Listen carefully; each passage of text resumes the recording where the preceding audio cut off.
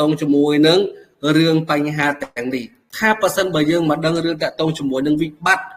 របស់ជំងឺហើយតើយើងត្រូវដោះស្រាយដោយរបៀបណាអស់លោកស្រីនេះគឺជាមូលហេតុដែលធ្វើឲ្យយើងមានជំងឺបាទអញ្ចឹងយើងមកដឹងថាតើជំងឺដែលកើតឡើងមនុស្សនៅលើមនុស្សនាពេលបច្ចុប្បន្ននេះតើមូលហេតុអីខ្លះដែលធ្វើឲ្យយើងបង្កជំងឺអស់លោកស្រីថ្ងៃនេះខ្ញុំមានវីដេអូមួយដែលស្ដីអំពីដើមហេតុដំបូងហើយគឺជាចំណុចរសើបបាទដែលធ្វើឲ្យមនុស្សមានការគ្រោះថ្នាក់ជាខ្លាំងចំពោះបញ្ហាទាំងនេះបាទអញ្ចឹងក៏សូមបងប្អូនដល់គ្នាបាទទស្សនាវីដេអូនេះទាំងអស់គ្នាបាទសារធាតុគីមីមិនអនុញ្ញាតឲ្យប្រើលើចំណីអាហារឡើយព្រោះប៉ះពាល់ដល់សុខភាពប៉ុន្តែនៅតែមានអ្នកលក់ជាច្រើនប្រើសារធាតុគីមីដាក់នៅក្នុងម្ហូបអាហារ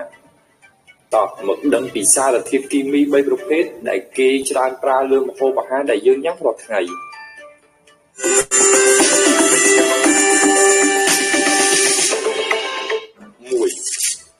1.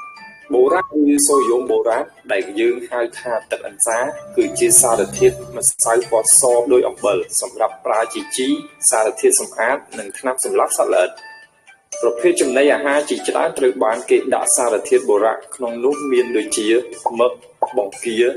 សាច់ប៉ាតេត្រីហើមត្រីងៀតប្រហិតត្រីឈាមជ្រូកសរសៃគុយទាវខ្មីពពុះសណ្តែកបង្អែមលតបាញ់ឌុកទំពាំងជូរស្ពៃជ្រូកជាដើមដើម្បីរក្សាទុកបានយូរនិងនៅតែស្រស់មិនងាយខូចហើយបើបង្អែមគុយទាវមីនិងប្រហិតវិញឲ្យស្វិតល្អបន្ទាប់ពីយើងញ៉ាំអាហារដែលមានផ្ទុកសារធាតុបូរ៉ាក់2ទៅ4ម៉ោងនឹងមានរោគសញ្ញាលេចឡើងដូចជាឈឺក្បាលក្តៅខ្លួនចង្អោរក្អួតនិងក្រហមភ្នែកការញ៉ាំសារធាតុបូរ៉ាក់ក្នុងបរិមាណច្រើនអាចបណ្ដាលឲ្យខូចតម្រងនោមបានលើពីនេះទៅទៀតការបរិភោគអាហារដែលមានផ្ទុកសារធាតុបូរ៉ាក់ត្រឹមតែ15ទៅ20ក្រាមអាចសម្លាប់មនុស្សពេញវ័យបានហើយចំពោះកុមារវិញគឺត្រឹមតែ5ក្រាមប៉ុណ្ណោះ 2. Formol ឬ Formalin គឺជាឧស្ម័នឆួលគ្មានពណ៌ប្រើប្រាស់ជាទូទៅក្នុងវិស័យឧស្សាហកម្មសម្រាប់ការផលិតជ័រផ្លាស្ទិក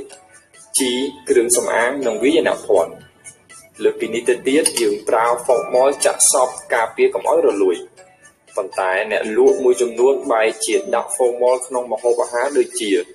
ត្រីសាច់គ្រឿងសមុទ្របន្លែផ្អកប្រហុកត្រីក្រមាត្រីងៀតជាដើមដើម្បីឲ្យនៅស្រស់និងរក្សាទុកបានយូរផលប៉ះពាល់នៃការទទួលទាន Formol ក្នុងរយៈពេលខ្លីរួមមានឈឺក្បាលហៀសម្បោរចង្អោរថប់ដង្ហើមមានបញ្ហាអាឡែស៊ីរលាកច្រមុះភ្នែកនិងបំពង់កហើយផលប៉ះពាល់រយៈពេលវែងអាចបណ្ដាលឲ្យមានជំងឺហឺតជំងឺផ្លូវដង្ហើមរលាកក្រពះក្អួតសន្លប់ប៉ះពាល់តម្រងនោមនិងអាចមានគ្រោះថ្នាក់ដល់ជីវិតផងដែរ 3. ម្សៅសឬថ្នាំសសូដ្យូមអ៊ីដ្រូសូហ្វីតជាម្សៅសប្រើសម្រាប់ជាធាតុផ្សំក្នុងការផលិតរេអាយ៉ានុយក្លេអ៊ែតក្រដាសថ្នាំពណ៌និងសារធាតុគីមីផ្សេងទៀតតែយើងឃើញគេប្រើម្សៅសលើសណ្តែកបណ្ដុះបន្លែសម្លកកូរស្ករត្នោតទំពាំងជ្រក់គល់ស្លឹកគ្រៃខ្ញីត្រយូងចេកដើមចេកហាន់ស្រាប់ឡាដើម្បីឲ្យនៅស្រស់បានយូរនិងមានពណ៌សស្អាតមិនប្រែជាខ្មៅការទទួលទានម្ហូបអាហារដែលមានសារធាតុគីមីហាមឃាត់សូដ្យូមហ៊ីដ្រូសូលហ្វីតអាចបណ្ដាលឲ្យពិបាកដកដង្ហើមសម្ពាធឈាមចុះទាបវិលមុខឈឺពោះក្អួតចង្អោរនិងរាគរូសសម្រាប់អ្នកមានបញ្ហាអាឡែស៊ីធ្ងន់ធ្ងរជាមួយនឹងសារធាតុនេះឬអ្នកមានជំងឺហឺតអាចបណ្ដាលឲ្យពិបាកដកដង្ហើមនិងអាចបាត់បង់ជីវិតបានអូខេបាទមិនដែរបានទស្សនាវីដេអូនេះហើយបាទគឺជាមូលហេតុចម្បងទី1ដែលបង្កឲ្យមានគ្រោះថ្នាក់ដល់អាយុជីវិតរបស់យើងអស់លោកស្រី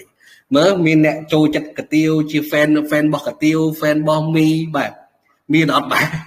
តែឃើញទេពីព្រោះអីគេនៅពេលដែលយើងទទួលទានអាហាររាល់ថ្ងៃនេះគឺគ្រប់យ៉ាងគឺការមានការថែទាំ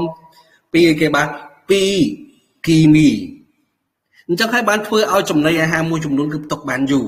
អញ្ចឹងនេះគឺជាគេបាទក៏ជាដើមហេតុទី2អស់លោកស្រីគឺតាក់ទងជាមួយនឹងអាហារដែលសម្បូរទៅដោយពពួកប៊ឺដែលធ្វើឲ្យយើងនេះមានបញ្ហាគេឡើងគីឡូខ្លាំងបាទមានដូចជាគេ hamburger ជាដើម សត្វតែជាមូលហេតុដែលធ្វើឲ្យបាទមនុស្សនៅក្នុងពិភពលោកនេះគឺមានការប្រឈមមុខខ្លាំងជាមួយនឹងជំងឺធាត់ឬក៏ជំងឺលើសជាតិខ្លាញ់បាទហើយក៏អាចបង្កើតជាជំងឺអីគេបាទ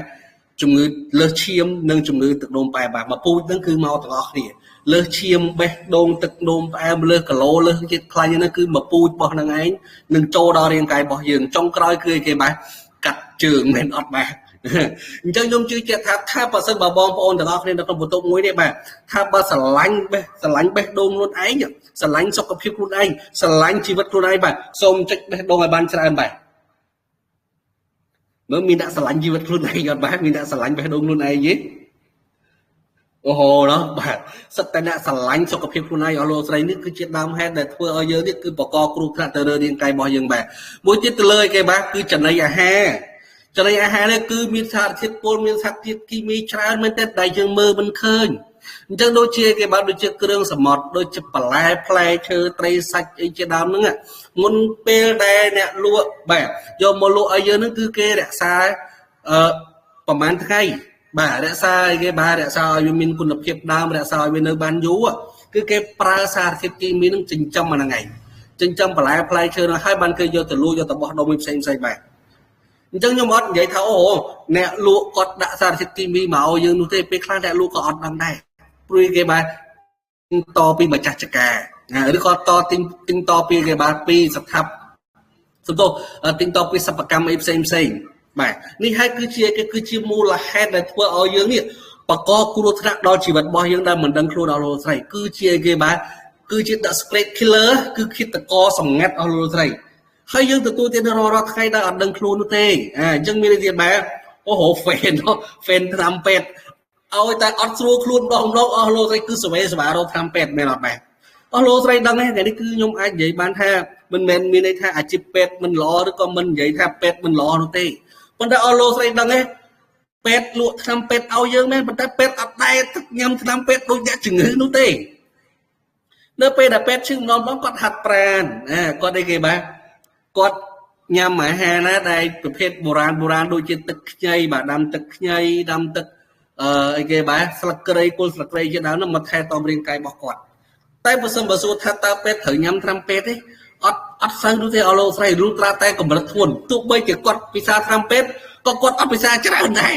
ប៉ុន្តែបើសិនបើអ្នកជំងឺមកปุ๊បកំងពេទ្យទៀតក៏ត្រូវការនេះមកឈុតត្រូវការនោះមកឈុតត្រូវការគេថ្នាំផ្ដាសាយមកឈុតប្រទេសគ្រាប់មានតែ order ពេទ្យទៀតមែនអត់បាទ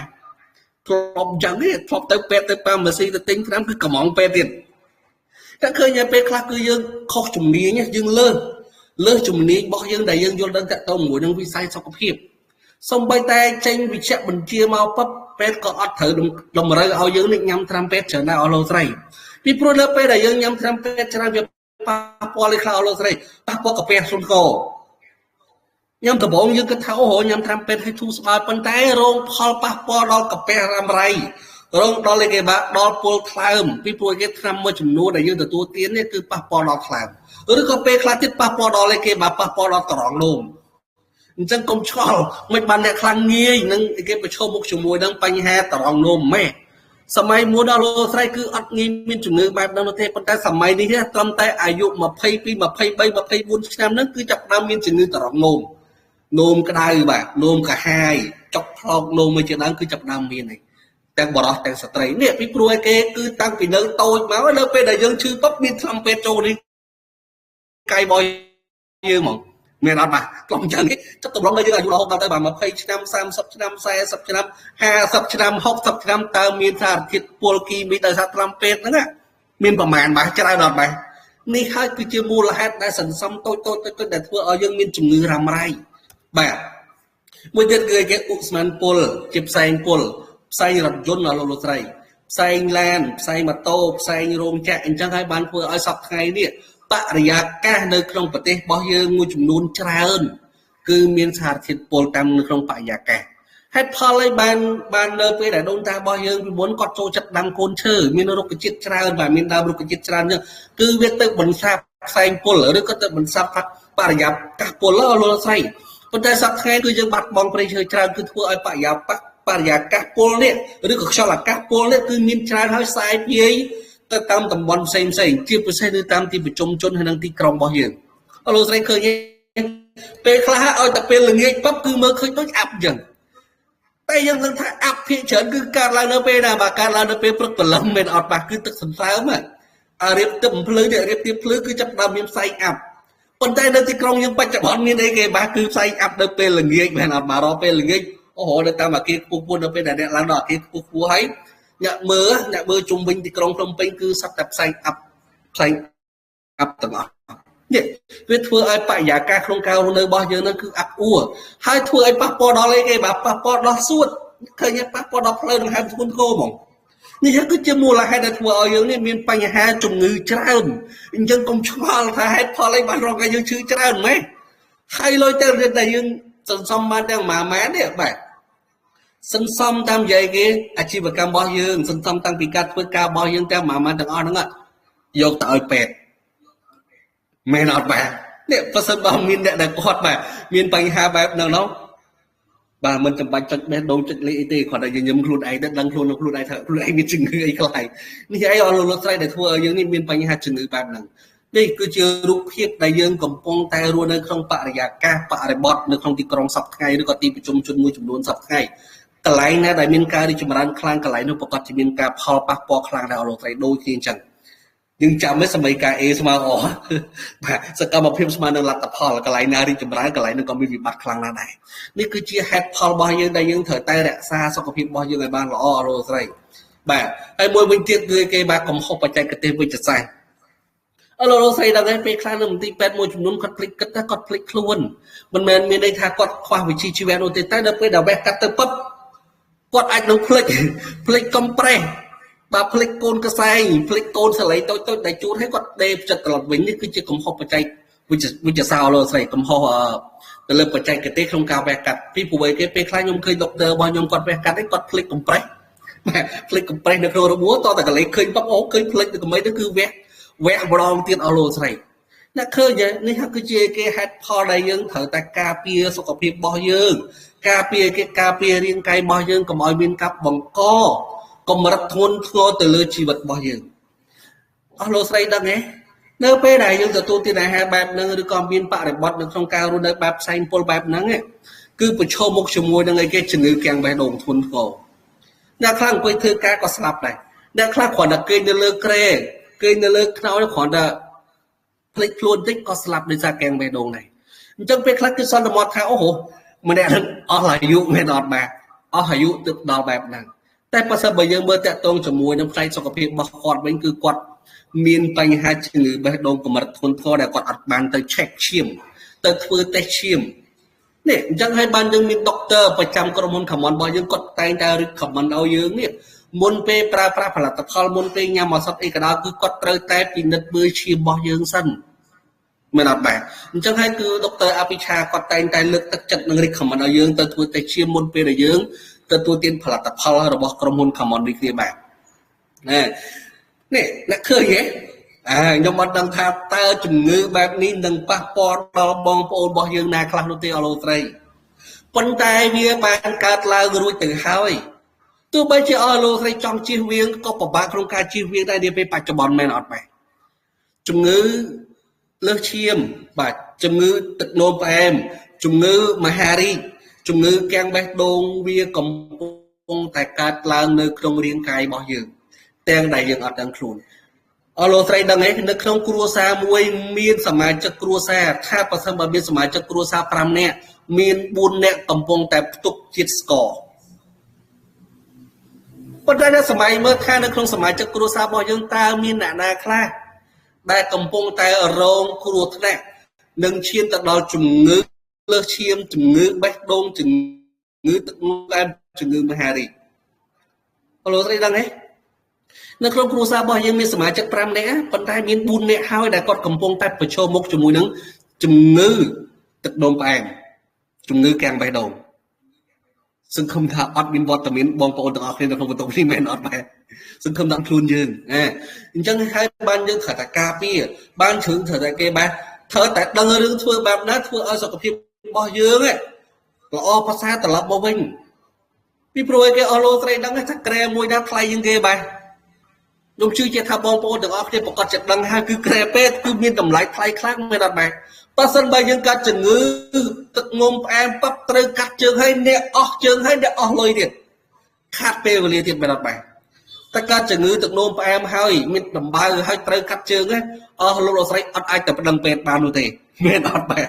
ពេទ្យកាត់ជើងហើយឲ្យលុយពេទ្យទៀតហើយខាតពេលវេលាខ្លួនឯងតើអ្នកបាត់បង់អីខ្លះអស់លោកស្រីដឹងហើយនៅពេលដែលយើងទៅកាត់ពេទ្យពេទ្យអត់ធានានោះទេពេទ្យនិយាយមានតែពីររឿងឯអស់លោកស្រីពេទ្យមិនធានាថានៅពេលដែលកាត់ជើងប៉ាប់ហើយអាចធ្វើឲ្យជើងយើងនេះល្អប្រសើរត្រឡប់មកវិញនោះទេពីព្រោះគេយើងពិការហើយឯងយើងអាចមានជើងដើមមានជើងសពនិមិត្តមែនអត់បាទប៉ុន្តែទោះបីជាមានជើងសពនិមិត្តក៏វាមិនសនុកចិត្តមិនសប្បាយចិត្តដូចជើងធម្មជាតិរបស់យើងមែនអត់បាទនេះនៅពេលដែលយើងទៅវះកាត់ប៉ាប់ទៅកាត់ជើងនឹងចោលប៉ាប់ហើយពេទ្យនិយាយមានតែពីររឿងឯងបើអ្នកមិនស្លាប់ទេក៏ពិការដែរមែនអត់បាទអញ្ចឹងហើយយើងត្រូវតែស្រឡាញ់សុខភាពរបស់យើងត្រូវតែស្រឡាញ់គេបាទស្រឡាញ់ជីវិតរបស់យើងមកលោកស្រីតែនេះគឺមានគំរូត្រាក់ដឹកនាំរបស់យើងហ្នឹងគាត់ចាប់ផ្ដើមស្រឡាញ់សុខភាពអស់លោកស្រីមិនមានន័យថាគាត់ទៅចាប់ផ្ដើមស្រឡាញ់សុខភាពថ្ងៃហ្នឹងទេគឺគាត់ស្រឡាញ់សុខភាពរបស់គាត់យូរហើយប៉ុន្តែគាត់គឺជាគេបាទគឺជាគំរូក្នុងការដែលធ្វើឲ្យយើងនេះបាទចាប់ផ្ដើមចេះស្រឡាញ់សុខភាពរបស់យើងបាទអញ្ចឹងសាសនាវីដេអូរបស់គាត់ទាំងអស់គ្នា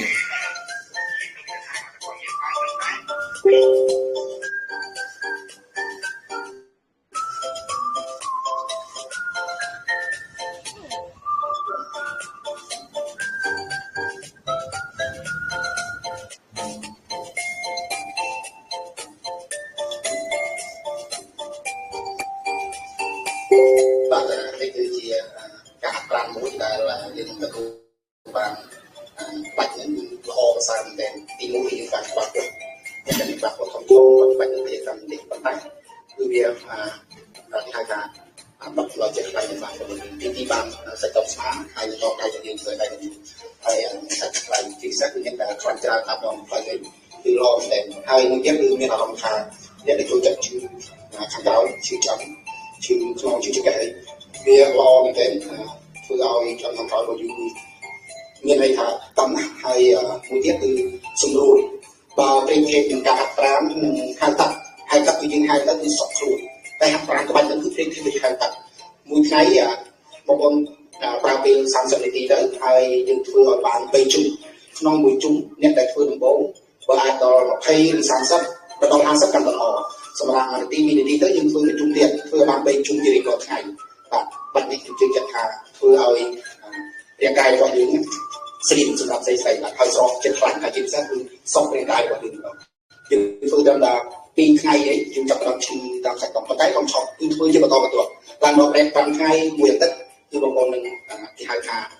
បាត់ឈឺហើយធ្វើឲ្យយើងចាប់ដល់ពីការប្រែប្រួលរបស់យើងបាទយ៉ាងនេះខ្ញុំសូមផ្សាយដល់បងប្អូនដែលស្រឡាញ់សុខភាពអូខេបាទអរគុណច្រើនសូមចុចបេះដូងឲ្យខ្លាំងហាងឲ្យច្រើនបាទសម្រាប់ថ្នាក់ដឹកនាំរបស់យើងបាទដែលគាត់បញ្ចែករំលែកតាក់ទងជាមួយនឹងការហាត់ប្រាណខ្លីៗเนาะងាយៗដែលធ្វើឲ្យសុខភាពរបស់យើងល្អបាទអញ្ចឹងគឺថ្នាក់ដឹកនាំរបស់យើងលោកប៉ាសម្បត្តិបាទគឺគាត់ធ្វើជាវីដេអូតាក់ទងជាមួយនឹងការហាត់ប្រាណខ្លីៗដែលធ្វើឲ្យ